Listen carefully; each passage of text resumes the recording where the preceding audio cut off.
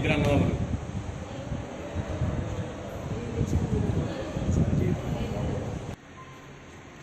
ఏం గురిందన్న?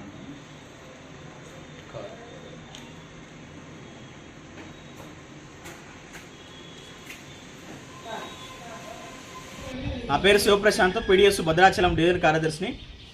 ఈరోజు కొత్తపల్లి ఆశ్రమ పాఠశాల విద్యార్థిని 8వ తరగతి చదువుతున్న విద్యార్థిని చనిపోయాడు. చాలా దుర్మార్గమైనటువంటి పరిస్థితి.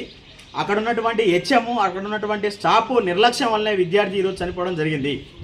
ఎందుకనంటే హాస్టల్ విద్యార్థి హెచ్ఎం ఆడే ఒకటువంటి డ్రామా ఏంటంటే హాస్టల్ గోడ దూకి వెళ్ళిపోయారని చెప్పేసి తల్లిదండ్రులకి అట్లాగే మీడియాకి సంబంధించిన ప్రజా సంఘాలకి చెప్తా ఉన్నాడు. కానీ ఆ విద్యార్థి ఒకవేళ గోడ దూకిపోయినప్పుడు కూడా విద్యార్థులకు సంబంధించిన పోతా ఉంటే అక్కడ ఉన్నటువంటి టీచర్లు కానీ హెచ్ఎం కానీ ఏం చేస్తూ ఉన్నారని చెప్పేసి పీడిఎస్ ప్రశ్నిస్తూ ఉంది.